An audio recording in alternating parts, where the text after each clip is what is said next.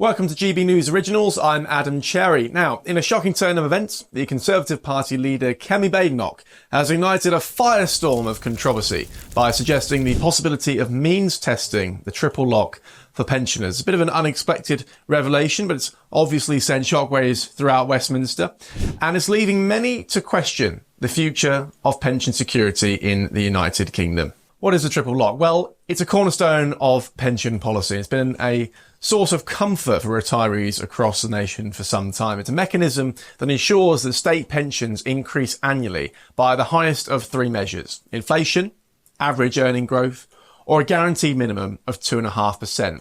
It's a policy that its supporters say provides a safety net for millions. It safeguards the financial well-being of our elderly population. However, as the cost of living continues to soar and government spending comes under increased scrutiny, the sustainability of the triple lock has become a topic of heated debate. You see, with pensioner benefit spending projected to reach around a staggering 138 billion, and state pensions alone accounting for some 125 billion pounds of that total, it's obvious that tough decisions lie ahead. During a recent radio call-in appearance, Kemi Badenoch dropped a political bombshell that is leaving pensioners reeling. The leader of the opposition said, in a move that seems to contradict the Conservative Party's previous long-standing support for the triple lock, she said that her party would be exploring the possibility of means testing the crucial pension protection, saying, "We're going to look at means testing the triple lock," and of course sending ripples of concern immediately through the pensioner community who are worried about their paycheck. Means testing, quote, is something we don't do properly here. We don't have a system that knows who should get what. That's the sort of thing we're going to look at. So that's what Kemi Badenoch said. Obviously, the statement would mark a huge shift in Conservative policy, and it's one that's leaving many wondering about the future of pension security in the UK, because Badenoch's comments suggest a potential overhaul, total ripping up of the current system, with the possibility of a more targeted approach to pension increases. As one might expect, the opposition parties were quick to seize upon Badenoch's comments, launching scathing attacks on the Conservative leader's apparent change of heart. Liberal Democrats, long-time champions of the triple lock, didn't mince words. Daisy Cooper MP, the Treasury spokesman, the party's Treasury spokesman, she's not in the Treasury yet, lambasted Badenoch's statement, saying, "Bungling Badenoch has finally come up with her first new policy, slashing the state pension." Of course, that's not quite what she said, but nonetheless, Cooper went on to demand clarity from the Conservatives, urging them to explain the potential impact of such a policy shift on pensioners across the country. She said, quote, "The Liberal Democrats are proud we introduced the triple lock," that was in the coalition, "and will fight tooth and nail against Conservative attempts to weaken it," obviously drawing a clear battle line in the sand between the Liberal Democrats and the Conservatives. Labour too, of course, quick to capitalise on the controversy. A party spokesman accused Badenoch of putting pensioners on notice. I'm not sure, hello, what did Labour do to the winter fuel allowance? Anyway, suggesting that her comments were tantamount to a threat to cut state pensions. The Labour government, currently in power, took the opportunity to contrast their approach with that of the Conservatives, highlighting their recent announcement of a £470 cash boost for pensioners set for April. Now, Badenoch's comments come at a time of significant economic challenges for the UK, of course. The Conservative leader painted a stark picture of the country's financial situation, suggesting that the nation has been, quote, "living off our inheritance and the work of previous generations." She said, "We've got to give something to the next generation. What are we leaving them with? That's what we've got to sort out." Badenoch there hinting at the difficult balancing act between supporting current pensioners and ensuring a sustainable future for younger generations, many of whom fear they'll never see a pension at all.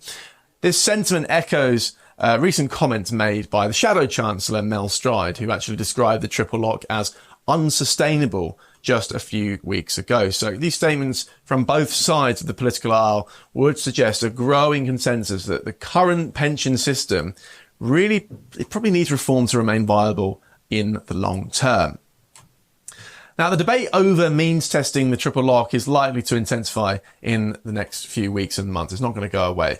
Supporters argue that it could lead to a more targeted and sustainable pension system and ensuring that those most in need receive the most support. After all, Is it fair for taxpayers to fund the heating bill for millionaires' swimming pools just because they're over a certain age? Critics, however, fear that such a move could leave many pensioners vulnerable to financial hardship and erode the universal nature of the state pension.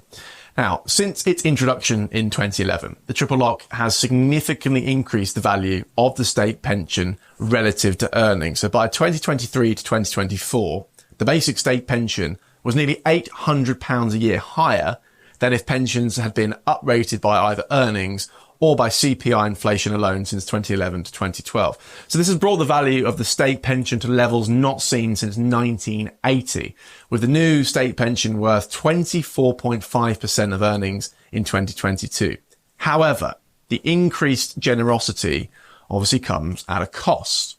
The Office for Budget Responsibility has identified the triple lock as a, quote, fiscal risk due to its upward ratcheting effect, which leaves public finances, exposed to higher pension costs. In fact, the Institute for Fiscal Studies estimates that spending on the triple lock by 2050 could range from £5 billion a year to £45 billion a year, obviously highlighting the uncertainty and potential long-term serious financial implications of the policy, and it's the taxpayer who ultimately foots the bill. So as the debate over the triple lock's future intensifies, various alternatives and reforms are being proposed. One of them from the Organisation of Economic Cooperation and Development, suggesting uprating pensions by an average of earnings growth and CPI inflation, alongside additional means testing support for poorer pensioners. Now, that approach aims to balance the need for pension growth with financial sustainability. The Financial Times has argued for linking state pension increases solely to earnings growth, and they view that as a fairer and more sustainable approach than the current triple lock system. Such change would maintain pensioners' relative position to the working population while potentially reducing the long-term fiscal burden. So, as we stand at this critical juncture in British pension policy, obviously there are difficult decisions that lie ahead. The triple lock was once a symbol of security for millions of pensioners, but it now finds itself at the centre of this heated political debate. Can we really afford it?